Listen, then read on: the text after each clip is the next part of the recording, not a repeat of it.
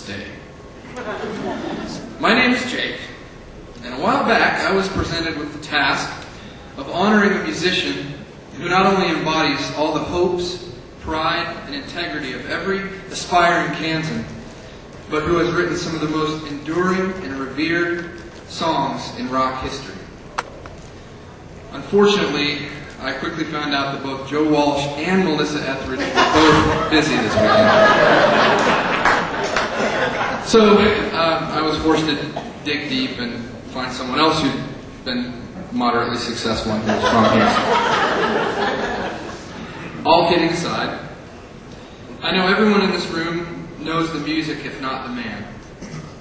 The legendary songs he wrote, well, dang! Okay. I could use one of these timers. Okay, sorry. The legendary songs he wrote while leading the band Kansas, such as Carry On Wayward Son and Dust in the Wind, will long outlive us all, and the influence of his composing and playing can be felt in many of today's bands, as I'm sure it will for decades to come. I could go on and on about the statistics of his career: album sales, chart positions, award nominations and wins, songs covered by artist after artist, and most impressively, being in both Guitar Hero 2 and dozens of Will Ferrell movies. But I think if I know this man, he'd rather I focus on something about him that's even more enduring. My uncle's a man of God. He was one of the pioneers of leaving behind a quote-unquote good thing to follow the path that his Lord laid before him rather than the one he laid for himself.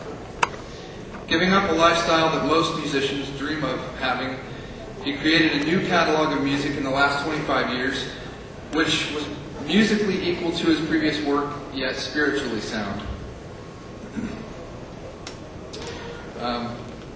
He has since brought countless souls to God with his music, his book, and his teaching and testimony.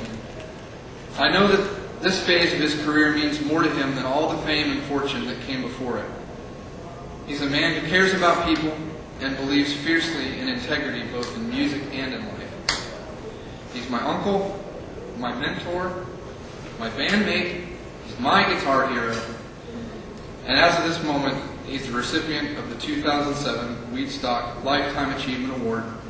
Ladies and gentlemen, I give you the maestro, Kerry Livgren.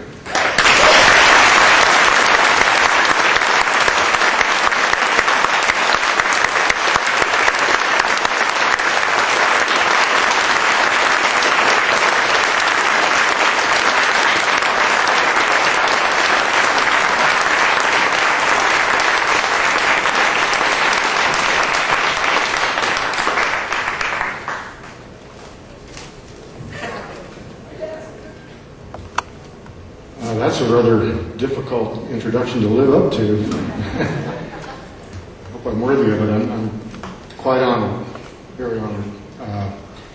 For me, the perspective on this, well, first of all, it's a great honor to hear Andy McKee play my song.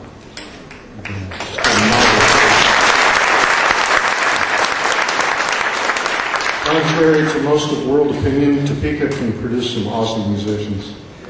And Andy certainly is. I have to give some credit where credit's due. That song, Dust in the Wind, has a curious history. I've always been an electric guitar player, a rock guitar player. And in 1977, I was attempting to improve my expertise on the acoustic guitar, and I came up with a finger exercise. And that's what I was doing. I was sitting in my music room doing this finger picking exercise. And my wife happened to walk by, my wife Vicki, and she stopped for a second. She normally doesn't pay much attention, but she stopped and said, "You better do something with that." And I said, "Oh, honey, no, it's not even a song. It's just an exercise, So I kept at it, my exercise, trying to get better, and she walked by and said, "I'm telling you, you better do something with that." Well, I happened to have been reading a book of American Indian poetry, and somewhere in that book, I came across the line, "We're just dust in the wind." And I remembered what the book of Ecclesiastes said, that all is vanity. And I thought, all of a sudden these words just came pouring out, along with the melody. And writing songs is was kind of like what I think it was Einstein or somebody said that creating things is 90. No, it was the guy that invented the light bulb. Edison. Age does terrible things to you. I think it was Edison that said creating something is 90% inspiration and 10% perspiration. And don't quote me on that, but in this case, the inspiration was actually Willy Wonka said that. Okay. Well, I was close, but you can take credit for the perspiration, but you can't take credit for the inspiration. That just has to come from somewhere else. And that song certainly changed my life, and I'm the one that's honored here today. So, thank you very much.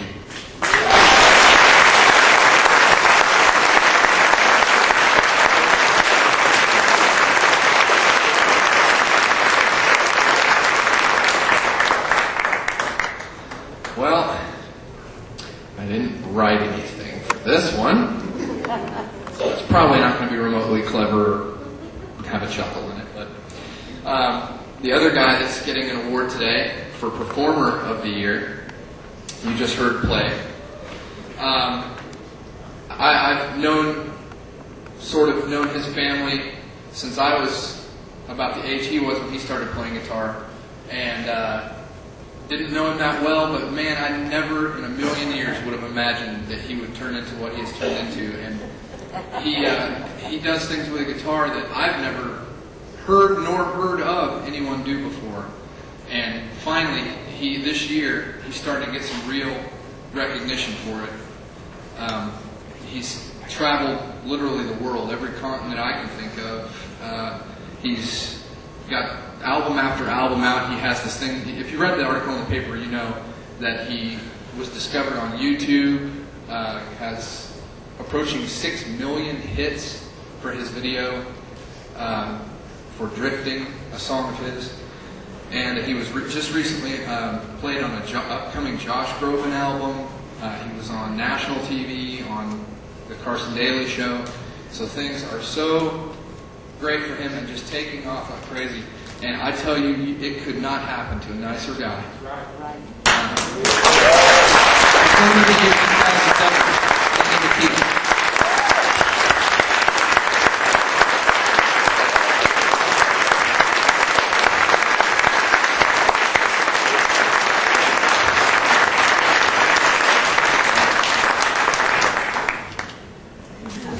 Well, thank you very much. It's an honor to receive this award, and an honor to have played Dust in the Wind today for Kerry. Actually, that was the first song that I ever learned fingerstyle, and that's how I kind of really got started in playing that way. I was really into electric guitar and learned that song, and wow, there's so much cool stuff you can do with your fingers when you don't use a pick. So it's really great to be here and receive this award, and looking forward to playing some more music tonight at 6, and I hope you all hang out and check out my set then. And thanks so much to Wheatstock and to Doug Ruth for setting this up, and thanks to all of you for being here.